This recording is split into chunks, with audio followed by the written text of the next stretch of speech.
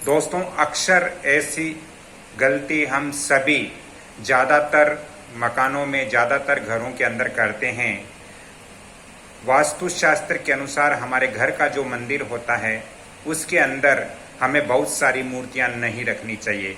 बहुत सारी जगहों पर मैं विजिट करता हूं, बहुत सारे स्थान पर मैं विजिट करता हूं, तो यही पाता हूं कि घर के जो मंदिर होता है उस मंदिर में अनेक प्रकार की देवी देवताओं की मूर्तियां इतनी वहां पर इकट्ठी करके रखते हैं कि वहां पर एनर्जी आपस में एक दूसरे से टकराती रहती है। दोस्तों, वास्तुशास्त्र के अनुसार सभी देवी देवताओं की मूर्तियां एक साथ हमारे घर के मंदिर में नहीं रखनी चाहिए।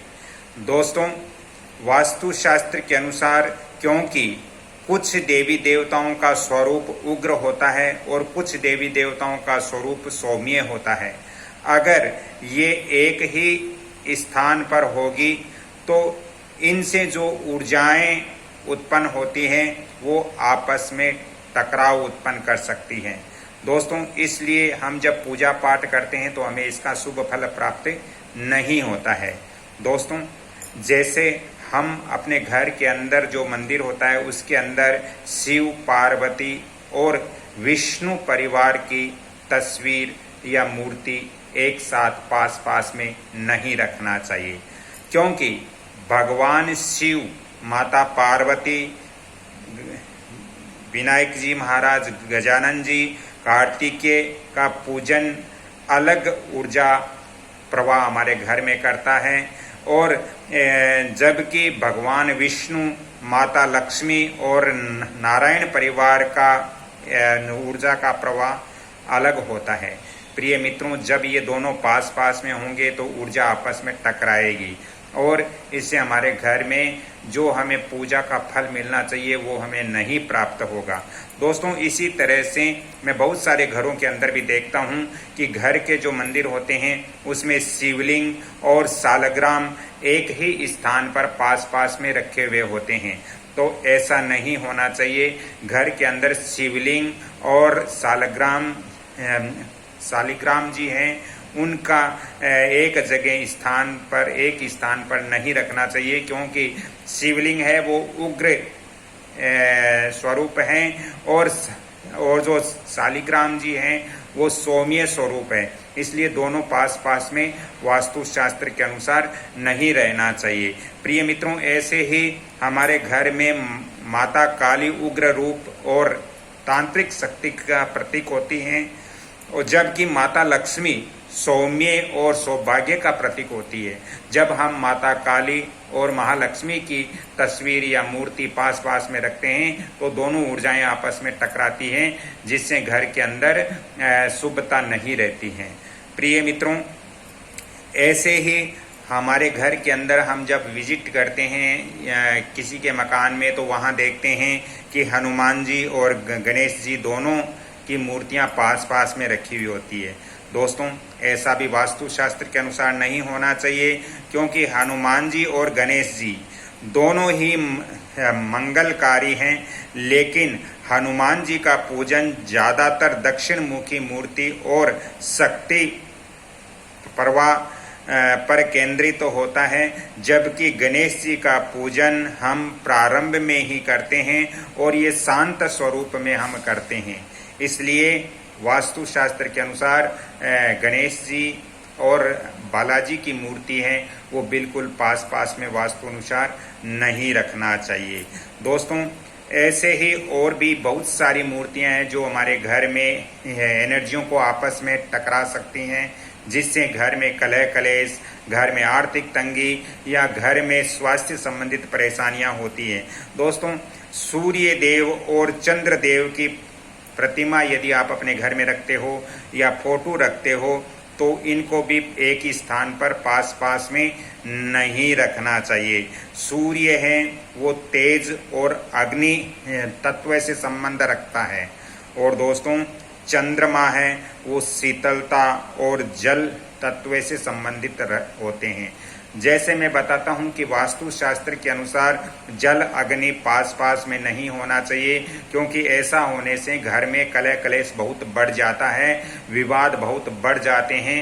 लड़ाई झगड़े इत्यादि घर के अंदर होते हैं, घर के अंदर अशांति होती है और धन की हानि होती है, पुत्र को भी हानि हो सकती है वास्तुशास्त्र के अनुसार। इसलिए सूर्य देव का प्रतिमा या सूर्य देव का चित्र और चंद्रमा की प्रतिमा या चंद्रमा का चित्र बिल्कुल पास पास में दोनों घर के मंदिर में नहीं होना चाहिए।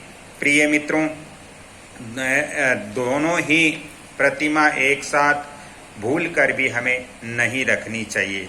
दोस्तों, वैसे ही हमारे घर के अंदर जैसे उग्र रूप जैसे नरसिंह भगवान या माता काली या भैरव, इनकी मूर्तियां और इसके अलावा इसके साथ राधा कृष्ण, महालक्ष्मी, नारायण, इनकी मूर्तियां अलग अलग स्थान पर रखनी चाहिए, एक स्थान पर नहीं रखनी चाहिए।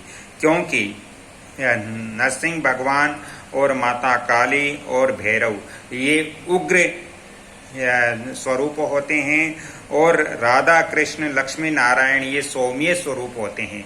इसलिए उग्र स्वरूप और सौम्य स्वरूप दोनों ही की मूर्तियां आसपास में या एक स्थान पर नहीं रखनी चाहिए, दूरी बना करके अवश्य रखनी चाहिए। प्रिय मित्रों, कुछ घरों के अंदर मैं विजिट करता हूं तो देखता हूं कि वहां पर जो मूर्तियां होती है वो बहुत सारी मंदिर के अंदर लगा करके रखते हैं, ऊपर नीचे सभी जगह। ऐसा नहीं होना चाहिए। वैसे एक देवता का कई स्वरूप होते हैं, जैसे बालाजी महाराज की भी उड़ती हुई तस्वीर होती है, पहाड़ लिए हुए मूर्ति होती है, या फिर भगवान श्री राम के चरणों में समर्पण की मूर्तियां होती है, बालाजी बैठे हुए मूर्तियां होती है। कई प्रकार की इस तरह से एक देवी देवता के कई स्वरूप होते हैं। तो हमें अपने घर के अंदर एक स्वरूप की ही मूर्ति रखनी चाहिए। अनेक स्वरूपों की मूर्ति वास्तुशास्त्र के अनुसार हमें नहीं रखनी चाहिए। एक देवता की एक तस्वीर, एक स्वरूप की मूर्ति ही हमारे मंदिर में या हमारे घर के अंदर होनी चाहिए। दोस्तों, घर के अंदर ज़्यादा हमारे जो मंदिर होता है उसके अंदर ज़्यादा मूर्तियों की स्थापना नहीं करनी चाहिए। अगर आप सौम्य देवता की स्थापना करते हो तो उसका एक स्वरूप, एक मूर्ति हमें अपने घर के अंदर रखनी चाहिए। प्रिय मित्रों, कुछ मूर्तियां या कुछ प्रतिमाएं ऐसी भी होती है जो घर के अंदर एकदम शास्त्रों के अनुसार वर्जित मानी गई हैं।